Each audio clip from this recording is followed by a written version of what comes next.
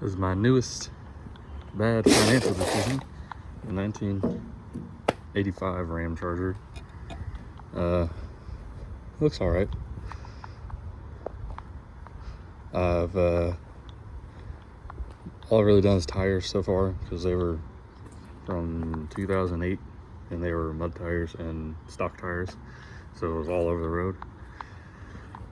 It's got pretty cool, like two-tone, not that bad, just rusty spots down where the trim used to be.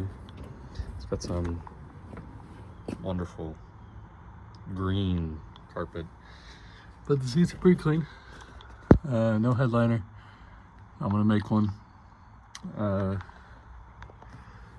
Turns on eventually.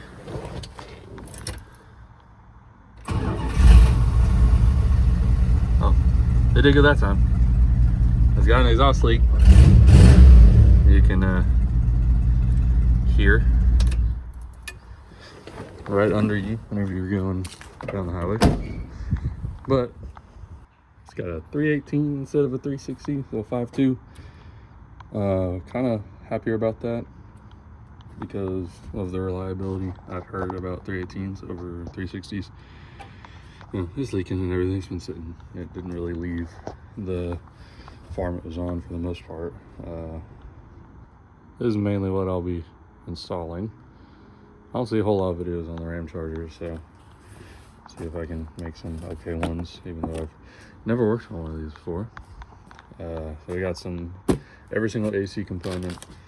We got some tie rods, drag link, and idler arm. Hoping I don't need to get the gearbox, but I will probably get that Bergensen whatever steering shaft, because I know a lot of people say it's good. The power steering pump, because that's definitely leaking. Lug nuts, because they're rusted. And some valve cover and oil pan gaskets. And some new power steering lines and data core evaporator condenser down there. And see if I can do it all today. Well, it's been about, I don't know, 2 hours. Compressor is the harder one to get out. It's really just this one and then this one, and you'll be able to kind of wiggle it back and forth, because these two, if yours is old, will be all seized because there's a nut on the other side. But I was able to get a wrench on this one, on really this one, without removing a bunch of hoses, so I was able to just, use my brain and figure out that the one that's very accessible lets you get it out. All this is held in is by these, so that's all I would have done. Got this removed, got the expansion valve. Condenser was really easy. This other line, I'm not 100% sure. This kind of looks like a pressure relief, not pressure relief valve, but it reads it or something. That's not on the new one, so I'm not really gonna worry about it. I had a lot of dirt daubers in mine, but all the condenser is on this side. There will be 2 bolts up top and 1 on the bottom, and same on the other side. So that's easy. The compressor comes out. To get the belt, it's just this. This is the tensioner. If you haven't worked on anything old, a lot of them are. Dryer goes, I think, right here, and that's easy and self-explanatory. Blower motor is fine. It's only 3 bolts. They're 1/4 inch, but I'm letting the iron heat out. Looks about done. So you gotta either solder the new connector, or if you have connectors, you can depin this. But you do have to remove the wheel, and I kind of destroyed mine. But the easy way is on here's the old one, is that it slides on that pin. Focus. And you can just hammer on that pin until it gets flush, and then grab something that's about the size of that, like a drive pin, and smack it. And you just like hold it between your legs, or a vise or something, but I didn't want to break the wheel. So now I'm gonna solder these up and put most of the engine bay stuff back together, and then I'm gonna move to the inside. It is very important to not have the red and black wire that way. I learned the hard way. Flip them. The black goes to green. Otherwise, it will not blow the air as hard. It'll suck it. I got the box out. Vacuum lines and everything. It's not that bad. Get this bar out. 2 up there. I believe it's 1, 2. There might be like 3, 4. There's a little one back here. That one. And there's one there. And I had to get on this side because there's the studded nuts on this side. They're really easy to see. There's 6. And I just kind of kicked it because they were caked on there. And it came out. And it's pretty bad. So replacing this because it kind of does look like it was leaking. Vacuum it out, clean it, and put it all back together. Okay, kind of got it sorted. Looks good from a distance. This isn't the main ceiling, so I'm not all that worried about it. So basically, it doesn't like to sit flush till you put the 3/8 screws in there. So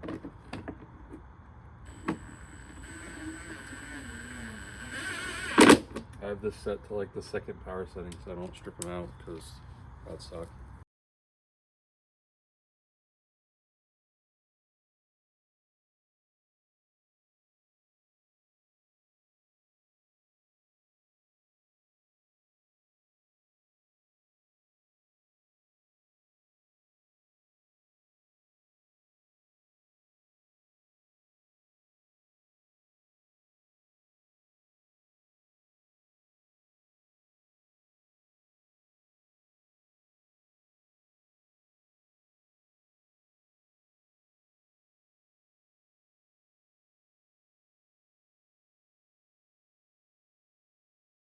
Alright, so that's where we're at.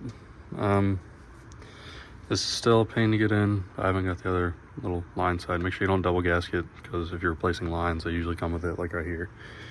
This will come with a gasket, and this will come with a gasket already on it.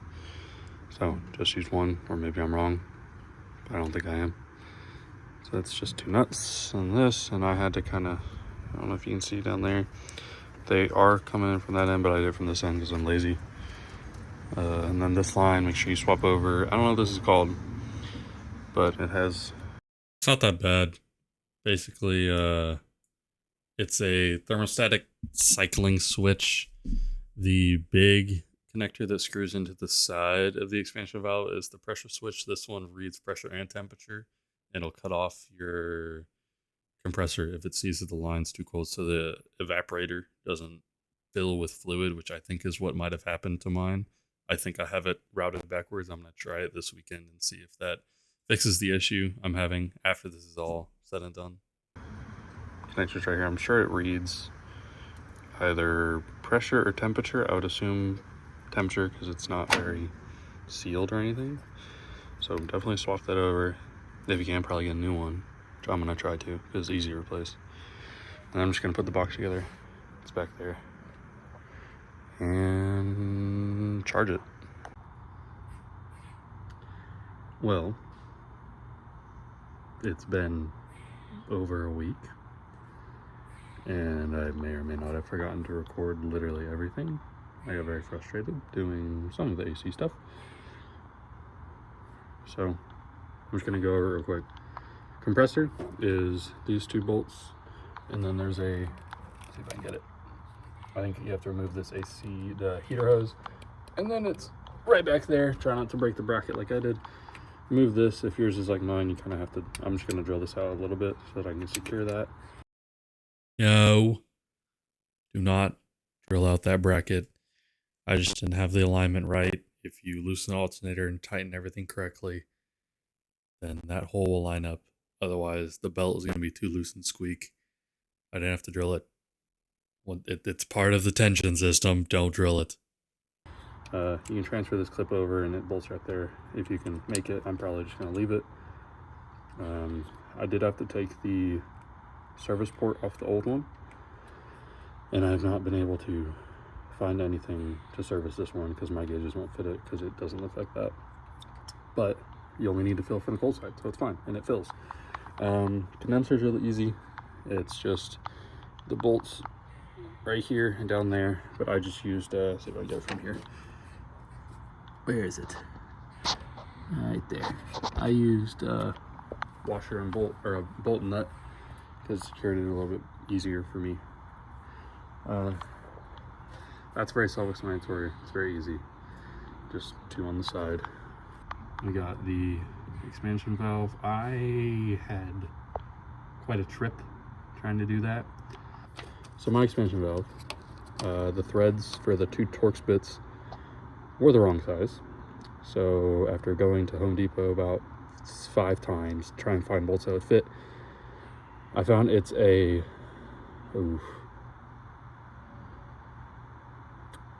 I don't remember. I'll put it on screen if I remember. I threaded them to the right pitch and it threaded. So if it doesn't immediately thread, that's what you gotta do. Then it bolts right up. Don't forget to put the, don't forget to put the pressure switch back. And to put it into the line, hook these 2 up. I don't really remember which one goes where, but I haven't had an issue, I don't think. This guy, gotta swap over the wheel. I think I already showed that, in this gasket, and this little guy, and then I had to splice this. It blows and everything fine, but I think I'm gonna take this cover off again and see if I can figure out why, because it's not blowing super hard throughout the vents. So yeah, but this is easy enough to take out, all things considered. It's the bolts, these studded bolts like that, all along the top and a few on the bottom. And then that's all in here. I think there's 2 vacuum lines, but I left them out.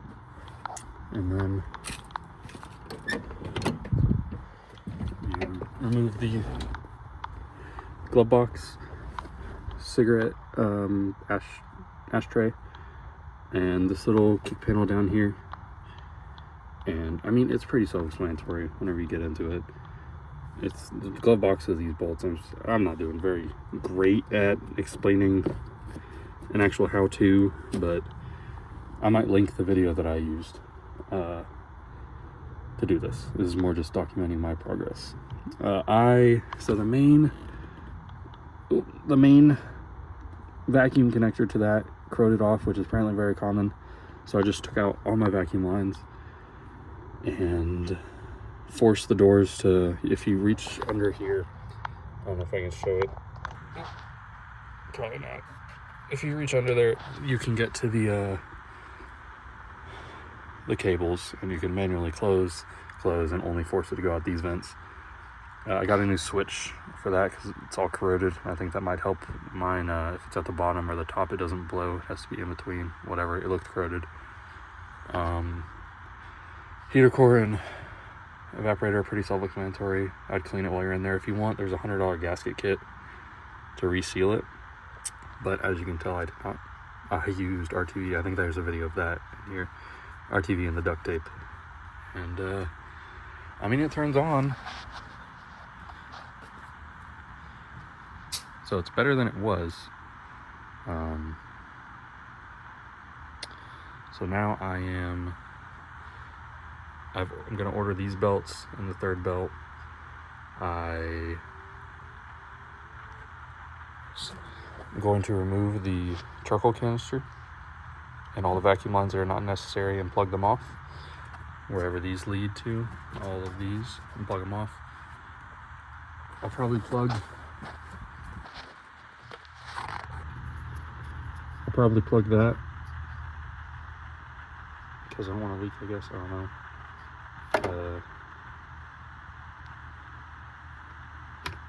Chase down all the other vacuum, just leave the brake booster on connected, cap off everything I see. I've also removed the smog pump,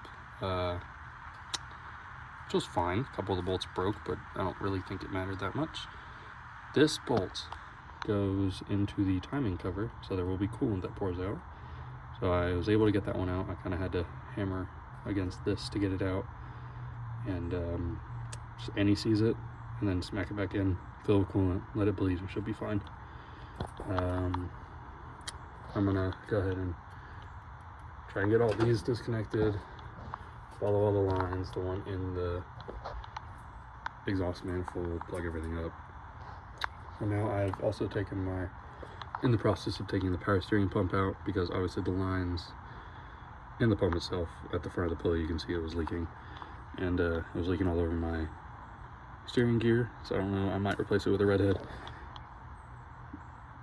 And I was gonna get the new whatever steering shaft for an absurd amount of money, but it's supposed to fix a lot of the slop. Here's my new one, nice and shiny. I'm gonna try and see if I have something to replace the... Wait, I have a new pulley. I'm dumb. Never mind. Right here. Here's the part number. Say that one, maybe. But it's fine. It's a single. It's only 20 bucks. I did realize I have a pretty massive transmission pan leak, so I'm gonna order that and do that. Shouldn't be anything. Just fill it through the dipstick and it'll be fine. I got valve covers. I'm gonna order plugs and wires as well, because they are so covered in oil. And I mean, there's not much. It runs pretty good. Oh, I have to drop the tank and see if there's I think it's a blue colored wire that's the power whatever, and make sure it has a good ground, make sure that wire's not broke, see if I can get my fuel gauge to actually show something, and hopefully not have to replace the sender, but I feel like I probably will. Maybe it's just a ground, but I did pull the dash off to clean the vents. That you don't have to do that, obviously. Mine had a bunch of dirt daubers in it, and I don't recommend pulling the dash. It's not bad, but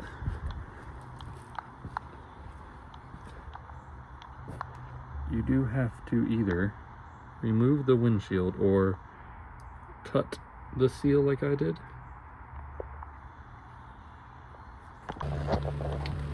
Progress update again.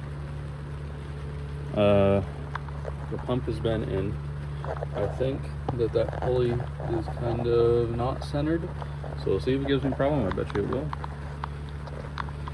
I got some new wires, just Summit Racing universal wires, valve cover gasket. In the back I'm painting them chrome with the cover, the air filter. I'm doing a transmission pan and gasket and filter, and here's the old one. It's wonderful, as you can see. It doesn't smell burnt at all. I'm sure I'll be perfectly fine. I might do my oil pan gasket, but it doesn't look that bad. It kind of looks like a rear main, and the tail shaft housing is leaking, so I got that little seal. But I mean, not much, so keep going.